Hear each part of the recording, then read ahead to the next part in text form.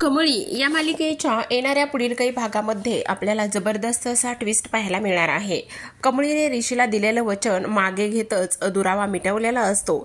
सोबतच आता नयनताराने कामिनीकडे वेळ मागत अनिकाची अट मान्य करण्यासाठी विचार करण्याचं ठरवलेलं असतं।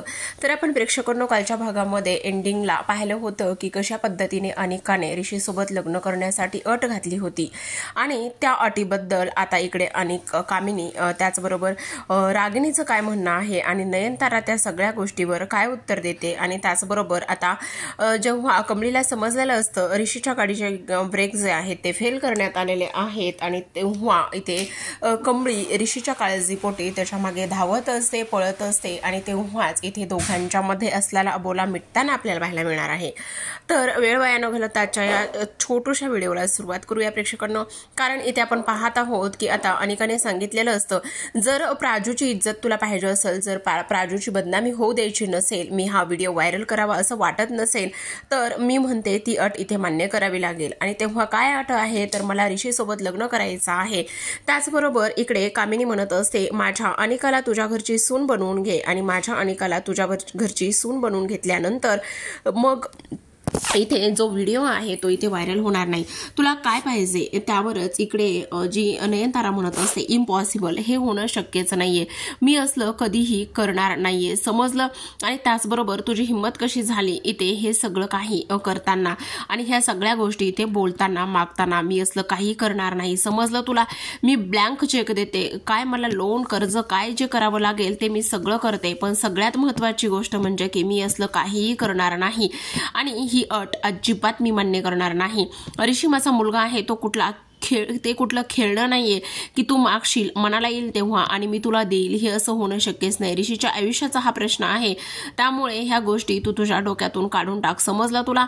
असं बोलल्यानंतर आता इकडे मात्र लगेचच कामिनी म्हणत असते अच्छा असं आहे तर मग तूच ठरव तुला काय करायचं आहे आणि काय नाही ते।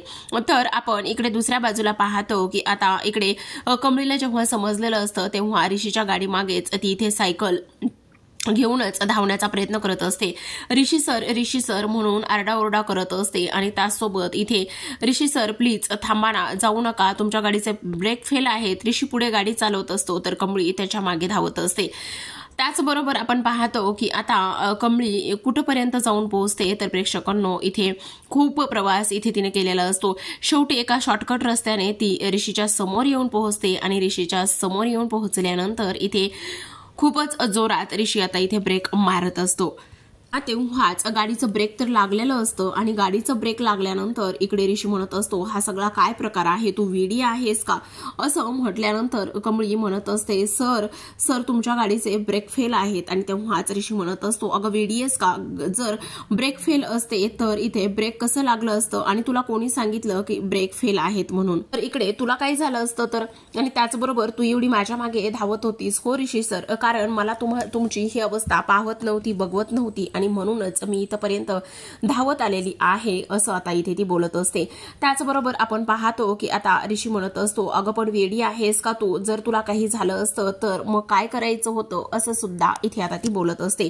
त्याचबरोबर इकडे तो म्हणत असतो अगं मला काही झालेलं तर नाहीये ना, पण तू एवढी काळजी का करत होतीस। आणि तेव्हाच कमळी म्हणत असते बाद झालं सर, आता किती ओरडणार आहात माझ्यावरती आणि त्याचबरोबर एवढे ओरडत आहात मग मुद्दामून तुम्ही ओरडत आहात का माझ्यावरती। तेव्हाच इथे आता तो म्हणत असतो नाही ग मी तुझ्यावरती का आणि कशामुळे ओरडेल, पण तू तर इथे माझ्याकडून वचन घेतलं होतंस की माझ्याशी तू बोलणार नाहीयेस म्हणून, मग तुझ्या त्या वचनाचं आणि त्या सगळ्या गोष्टीचं इथे काय झालेलं आहे, असं इथे ती बोलत असते। त्याचबरोबर आपण पाहतो की आता कशा पद्धतीने इकडे दोघातील अंतर मिटलेलं असतं आणि दोघातील अंतर इथे मिटल्यानंतर आपण पाहतो की आता काही जरी झालं तरी सुद्धा इकडे मात्र कमळी आणि त्याचबरोबर ऋषी मधलं हे सगळं अंतर इथे मिटलेलं असतं। त्याचसोबत आपल्याला असंही पाहायला मिळत आहे की आता इकडे कमळीने मात्र सगळ्या गोष्टी इथे आता ऋषी सोबत असलेल्या सगळ्या मिटवलेल्या असतात। तर आपण इकडे दुसऱ्या बाजूला पाहतो की आता नयनताराने स्पष्टपणे नकार दिलेला असतो आणि नयनताराने स्पष्टपणे नकार दिल्यानंतर इथे आता तरी सुद्धा नयनतारा म्हणत असते मी असं काहीच करणार नाहीये, ऋषी माझा मुलगा आहे, माझं खेळणं नाहीये। तेव्हा कामिनी म्हणत असते ठीक आहे, मग जर तुला ह्या सगळ्या गोष्टी अशा पद्धतीने नसतील करायच्या तर हे बघ अनिका, ताबडतोब लगेचच इथे तू जो काही इथे व्हिडिओ आहे तो लगेचच सोशल मीडियावरती तू व्हायरल करणार आहेस. काही जरी झालं तरी सुद्धा तो व्हिडिओ इथे सोशल मीडियावरती व्हायरल झालाच पाहिजे असं आता इथे ती तिला सांगत असते. त्याचबरोबर आपण पाहतो की आता इकडे लगेचच आणि कामिनी आणि त्याचबरोबर रागिनी म्हणत असतात, आम्ही फक्त तुझ्याकडे काय मागत आहोत तर माझ्या मुलीला तुझ्या घरची सून करून घे, एवढंच तर मागत आहोत ना. मग याच्या पलीकडे तुझ्या घरी काहीही मागत नाही आहोत. मग तू ह्या सगळ्या गोष्टीला का आणि कशामुळे नकार देत आहेस असं विचारण्यात येतं. त्याचबरोबर इकडे आपण पाहतो की आता दुसऱ्या बाजूला ऋषी हा घरी आलेला असतो आणि ऋषी घरी आल्याबरोबरच आता तो राधिकाला इथे घाबरवण्याचं काम करतो. आता राधिकाला घाबरवण्याचं काम केल्यानंतर इकडे मात्र लगेचच राधिका म्हणत असते, नाही मी घाबरत नसते. तेव्हा तो म्हणतो, का मला घाबरलेली नाही आहेस तू चक्क. तेव्हा इथे ती म्हणत असते, एवढा क्यूट फेस असताना तुला कोण घाबरणार आहे बरं, नाही घाबरू शकत. आणि जा आरशात बघू नये, घरामध्ये चोर घुसला आहे, आरशासमोर उभं राहिल्यावर तुला समजेल असं बोलल्यानंतर आता इकडे असं कसं तू मला चोर म्हणतेस वहिनी असं म्हटल्यानंतर ती म्हणत असते, मग काय तर तू हल्ली मुलींच्या हृदय चोरायला लागलेला आहेस म्हणे. आता तेव्हा तो लगेचच म्हणत असतो, तुला कोणी सांगितलं. तेवढ्यातच आता इकडे त्यांच्या घरी राहायला आलेली जी गौरी किंवा सरू आहे ती इथे मस्त गरमागरम मिरचीचे पकोडे कांदा पकोडे बनवून घेऊन आलेली असते. आणि तेव्हा इथे तुम्ही का बनवण्याची तकलीफ केली. आणि तेव्हाच ती म्हणत असते, नाही नाही असू देत ना. तेव्हा राधिका सांगते, ह्यांच्या हाताला खूप जास्त चांगली चव आहे आणि म्हणूनच इथे आता ह्यांना इथेच ठेवून घेतलेला आहे असं इथे ती बोलते. त्याचबरोबर आपण पाहतो की आता इकडे जो ऋषी आहे तो म्हणत असतो, मी आता कमळीला लवकरच प्रपोज करणार आहे असं म्हणता क्षणी आता लगेचच सरूच्या कानावर कमळी हा शब्द पडतो. त्यामुळे तिला तर टेन्शनच येतं, कमळीच म्हणाले नाही. आणि त्यानंतर परत मागे वळून पाहते आणि विचार करते, नाही नाही माझा काहीतरी चुकीचा इथे गैरसमज झाला असेल, असं होणं शक्यच नाहीये. नाही नाही असं नसेल बोलले, ते काहीतरी वेगळंच बोलले असतील असं इथे ते बोलत असतात. बरोबर आपण इकडे आता दुसऱ्या बाजूला पाहतो की कशा पद्धतीने इकडे मात्र जी रागिनी आहे आणि कामिनी त्यांनी इथे चांगलंच हिला घोळात घेतलेलं असतं.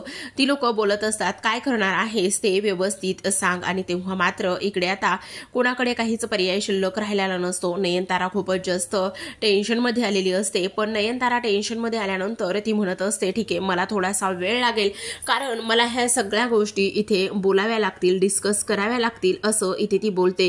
त्याचबरोबर काही जरी झालं ना तरी सुद्धा ह्या सगळ्या गोष्टी इथे मला एकदा थोडासा वेळ दे. आणि तेव्हा इकडे मात्र कामिनी म्हणत असते, तुला हवा आणि पाहिजे तेवढा तू इथे वेळ घेऊ शकतेस, पण एक गोष्ट मात्र नीट लक्षात ठेव, ऋषीच्या आयुष्यात दुसरी तिसरी कोणीही मुलगी येणार नाही, तर ती फक्त आणि फक्त इथे एकच मुलगी येईल आणि ती म्हणजेच की माझी अनिका. समजलं तुला. असं म्हटल्यानंतर आता इकडे मात्र तिला थोडंसं टेन्शन येतं. पण आता इथे प्राजूचं आयुष्य वाचवायचं असतं आणि प्राजूसाठी इथे नयनतारा ऋषीचा बळी देईल का, किंवा इथे आता ऋषी खरंच हिच्यासोबत लग्न करेल का. तर आपण इकडे दुसऱ्या बाजूला पाहतो की आता अजून नयनतारा घरी कशी आली नाही म्हणून राधिका बसलेली असते. तेव्हाच ऋषी म्हणतो, हे कसं शक्य आहे, एवढ्या उशिरापर्यंत आई कधीच मीटिंग करत नाही आणि तेव्हा फोन सुद्धा उचलत नाहीयेत. आणि त्याचबरोबर तिला आता थोडंसं टेन्शन येतं.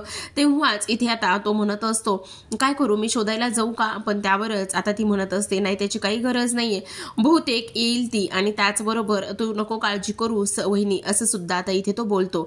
आपण पाहतो की आता कशा पद्धतीने इकडे ह्या दोघांचं नातं असतं आणि सरू किंवा गौरी हे नातं पाहिल्यानंतर तिला सुद्धा आनंद होत असतो. तर इकडे दुसऱ्या बाजूला सगळ्यात महत्त्वाची गोष्ट प्रेक्षकांना अशी असते की आता इकडे संध्याकाळी जी कमळी आहे ती घरी झोपलेली असते. आणि कमळी घरी झोपलेली असताना म्हणजे तिच्या हॉस्टेलच्या खोलीमध्ये झोपलेली असताना तिला आज ऋषी बरोबर घालवलेला सगळा वेळ सगळं काही आठवत असतं. तर सेम इकडे सुद्धा त्याच पद्धतीने जी आपली जो आपला ऋषी आहे त्याला सुद्धा हे सगळं काही आठवत असतं. आणि ह्या सगळ्या गोष्टी इथे आठवत असताना आपण पाहतो की आता काही जरी झालं तरी सुद्धा इकडे ऋषी लगेचच फोन करण्याचा प्रयत्न करतो. कारण इथे ऋषीने एक फोन तिच्याकडे ठेवलेला असतो आणि तो म्हणजेच की इथे बंड्याचा.